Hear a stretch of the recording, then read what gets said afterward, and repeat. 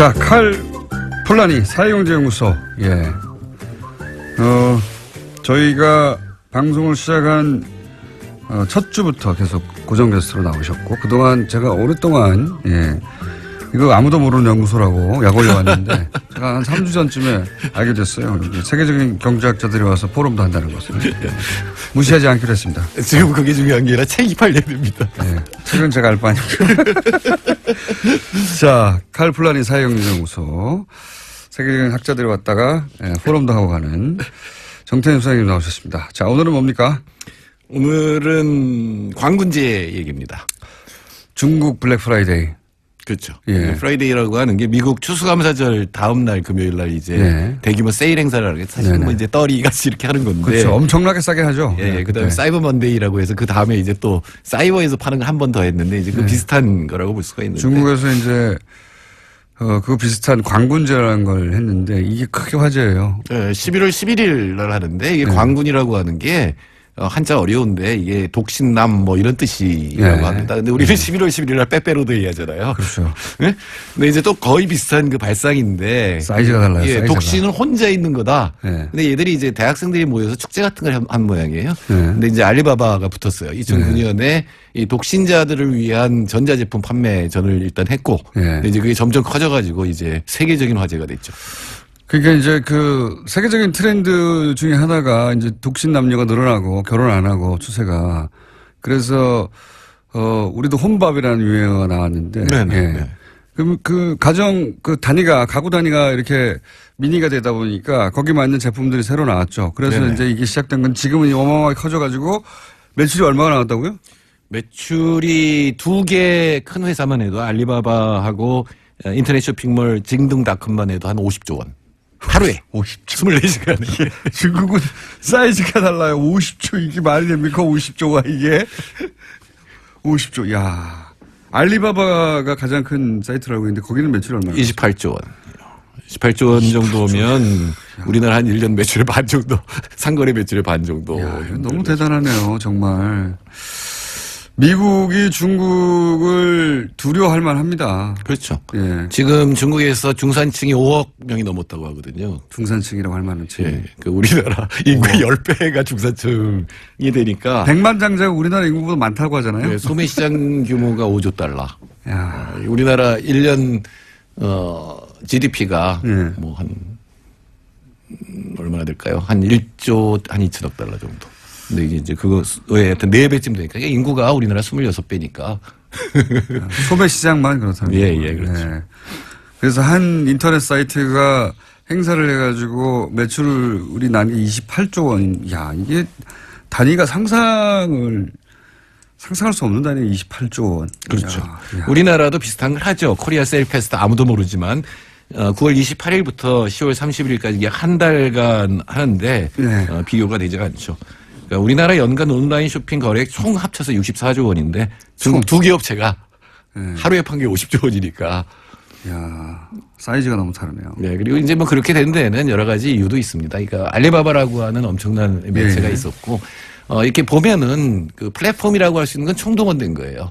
우리가 플랫폼이라고 할 수 있는 건 뭐 지상파라든가 유료 방송이라든가 인터넷이라든가 뭐 유튜브 뭐 이런 거 있잖아요. 그게 다 총동원돼서 이 모든 제품을 갖다 선전을 하는 거죠. 근데 그게 하나 이제 알게 했다라고 하는 거하고 축제를 결합을 합니다. 그래서 세계적인 뭐 중국 스타들이 나와서 이제 축제를 하고 하루 동안이니까. 이 행사 자체가 온라인 쇼핑몰에서 하는 행사를 넘어섰군요. 네, 넘어섰어요. 국가적인 행사에 가까웠군요. 예, 전부 모여서 왜냐하면 여기서 이제 매출을 올릴 수 있으니까. 또 하나는 이제 AI까지 동원을 했습니다. AI요? 예, 우리가 보통 이제 인터넷 쇼핑하면 보고 사는 거 아니에요. 뭐 여러 가지 뭐 이 댓글 보고 사는 건데 그 AI를 통해서 실제로 보고 느낄 수 있고 맛볼 수 있는 거 뭐 이런 어떤 것들을 조금씩 가미를 해서 어떻게 맛볼 수가 있죠? 글쎄요. 인터넷 쇼핑몰인데 냄새 뭐 이런 거겠죠.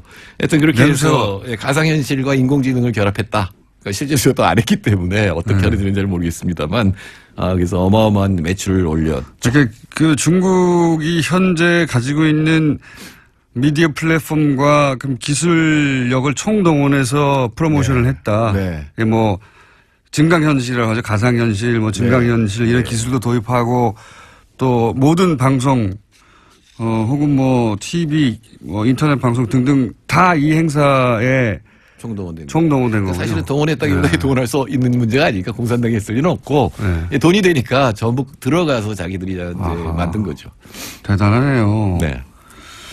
그래가지고 하루 만에 1위, 2위 쇼핑몰만 50조를 했다. 야, 이거 상상하기 힘든 어마어마한 액수입니다, 정말. 이거 50조라는 건. 예. 자, 그런 규모의 중국 시장이 지금 점점 커지고 있고, 사실 이렇게 큰 중국 시장을 최근 1년 넘게 사드 때문에 제대로 접근을 못했다는 건 엄청난 손실이었죠. 네, 광군제가 우리한테 주는 좋은 소식은 한국 제품도 많이 팔렸어요. 전체 세계에서 전체 5위 매출 5위를 기록했는데 좀 물론 분위기가 3위에서 풀렸나 보네요. 네, 확실히 예. 풀렸습니다. 그리고 제가 이 북한 대학원단이잖아요. 그게 북촌인데 중국인들이 다시 늘어나고 있어요. 확 느껴지거든요. 사드 동안에는 중국인들이 쫙 줄어들어서 거의 없었거든요.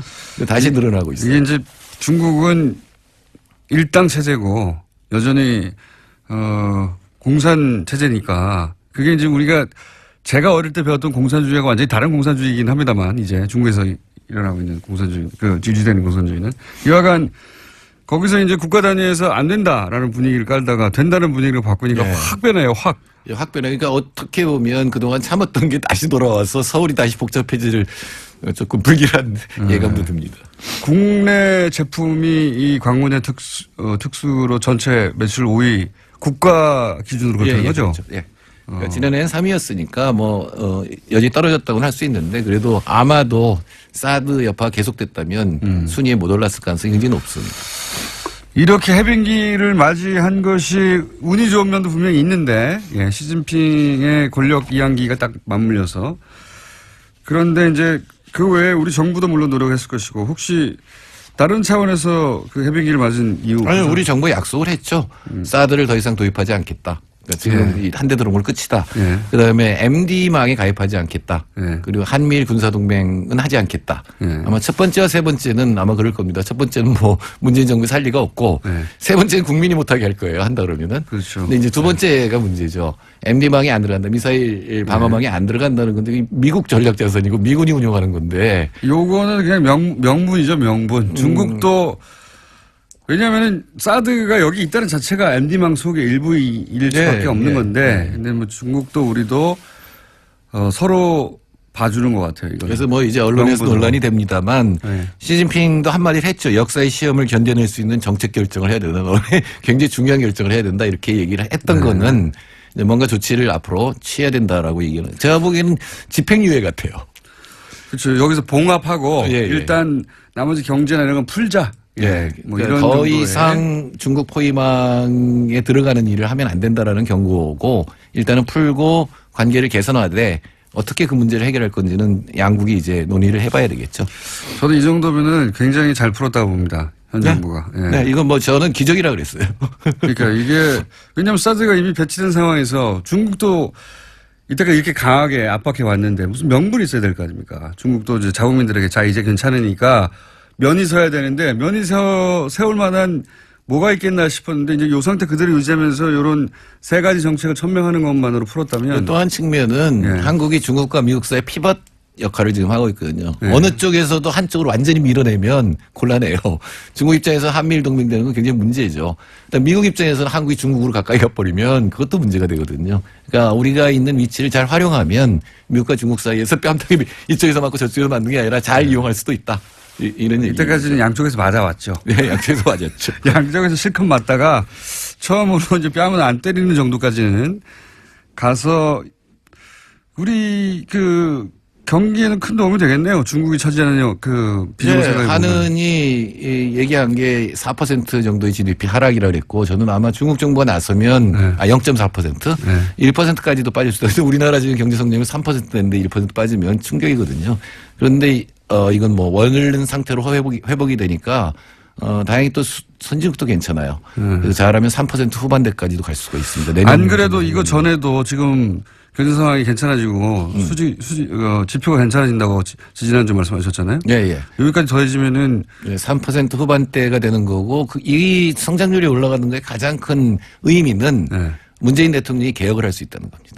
그렇죠. 제가 가장 뼈아프게 생각하는 게 2003년 5월에 고 노무현 대통령께서 권력은 시장으로 넘어갔다 이렇게 얘기를 했거든요. 네. 당시에 성장률이 떨어지니까 네. 투자를 올리기 위해서 재벌들하고 삼계탕에서 집에서 만났어요.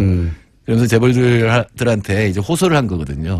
그럼 사실상 시장 개혁이라고 불렀던 재벌 개혁은 이제 물 건너가게 되거든요. 근데 성장률이 어느 정도 나오면 이제 국민들 지지를 힘에 얻고 국내 개혁을 계속 추진할 수 있다는 얘기죠.